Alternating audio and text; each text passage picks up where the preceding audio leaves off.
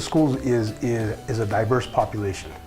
We have 60% Hispanic, 25% ELL, 21% special education, and a 90% free and reduced lunch population. So, and we have kids, I think we have 90 homeless kids, and we have a majority of our parents are single parents. And so you have to look at your school and you have to say, we need to adapt to the needs of the student. So we had to look at to say, what do we do to motivate these students to come to school, to get excited about education? We know that when they get in trouble, we have a discipline policy. It's very straightforward. You know, you do this, this happens. You do this again, here's the second consequence. When a student decides to work hard, dedicate themselves to their studies, and then all of a sudden we give them a nice pat on the back and, hey, you got an A. Well, it should be a bigger deal. So when our kids come in, which this grant was allowed us to do, was to do a reward incentive, was to acknowledge and reward the positive behaviors that the kids do. So our kids in August, if they were on sixth grade, they got a calculator medal. That was a gold medal, and then they got a medal in reading if they were at a 6.0. If they were below a 6.0, they didn't get a medal. And I told them, don't despair, don't put your head down because you didn't get a medal. You have again in November to earn either a gold medal, or by this time, I don't care what level you scored on. If you made a 6-month growth, if you were if you scored at a 5.0, but you got a 5.6, now you get a silver medal. We'll call you an MVP because you believed in yourself, you still did the work that you did, and you increased your reading or your math level. And then what we do is we hear this going down the halls, and we call that the academic bling. Because the kids wear them proudly when they have that. It means something to me in a sense that it's real. It's something that they can touch.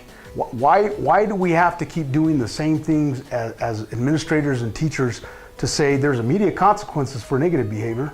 Why isn't there immediate consequences for positive behavior? Mm-hmm. Students coming from backgrounds that haven't had a lot of success, but now all of a sudden they're getting a medal because I'm on grade level in reading and mathematics. So now it's a big deal that they've now tasted success for the first times in their lives, and it's paying off. Right now, I'd like to take this time to acknowledge our 18 overall perfect attendance students. So what we did with attendance is the first 9 weeks, students that got good attendance, and we told them in the beginning of the year. Maybe they didn't believe me, but you know, originally we had 18 or 21 students that had perfect attendance. Those 21 students still have perfect attendance. And the first 9 weeks, we gave them I believe it was a Kennedy t-shirt, it says Kennedy Pride on it. And all of a sudden they're wearing it around school, and kids were like, well, how'd you get that? I don't know, I just came to school. I have perfect attendance. They gave me a t. So those 21 kids, and I told them when they come back, if you have perfect attendance the next 9 weeks, not only do you get a pencil and a pen, a nice pencil and a pen, and then you guys get a root beer float. And I'm gonna come in here and I'm gonna do that with you, because I appreciate the fact that you're coming to school every day. Well, not only did those 21 students come back the next 9 weeks, but then we had another 25 students that had perfect attendance for that 9 weeks. So then they were able to get their t-shirts. This past 9 weeks that we just did it again, we've got 40 kids that are now gonna get t-shirts. We have the 21 kids that are gonna get the backpacks because for 9, 18, 24 weeks now, or 27 weeks now, they've gotten perfect attendance, so now they're getting the backpacks. If at the end of the year they maintain that, they get a yearbook. And then the other kids will either get the root beer float, or the kids for this past 9 weeks that have perfect attendance, they'll get a t-shirt. So it's doubled our attendance rate. We have kids wanting to come to school now. We have kids wanting to take testing. So the students that were proficient on the SBA, we put their names on this plaque, and we call them KMS scholars. And so now these kids, I think we had 68 kids of 7th graders last year that we put it for 8th grade this year, but their names are on that plaque, and it's out in the hallway, and they go by and they're like, my name's on there. Just because they got proficient on the SBA, I call them a scholar. So now they understand that the test means something to them, but achievement means something to them. We call this the Hall of Fame wall, and on the other side is the MVP wall. So those are the kids that made the 6-month growth. The kids on this side are the Hall of Fame students. To me, the reason why I'm in public education is the equal opportunity. It levels the playing field. That's what public education is supposed to be doing for our students. And sometimes when we get our budgets, you're sometimes and we do it anyway, but sometimes you're telling us to do the impossible with very little. And so when we get these grants, we're able to do the things that will motivate our students to believe in themselves, to believe that education is the way that that it's the answer to their lives, and then the situations, no matter what their life situation is, that if they just push a little more effort and they invest in education, is going to be the answer to them and the key to their success in living a successful life. I have kids that were multiple offenders in 6th grade, just getting multiple discipline referrals, on the verge of probably getting kicked out of school, to right now one of them is my vice president in student council. And she's an avid, and I think she's got a 3.1 average. She was on the honor roll. She's got gold medals, silver medals. They should just be wanting to go to school and learn. Well, you know what? When you are the 8th grader, and then you got to go next door to Tomasita and get your 4th grade brother and your 2nd grade brother, and you got to go home and you got to feed them and you got to give them a bath and you got to bathe them because mom's working till 9 or 10 o'clock at night. You know what? The parents don't have time to do that. And I know it's not fair for our students for that to happen, but those are the cards that they were given. We want them to learn on top of this.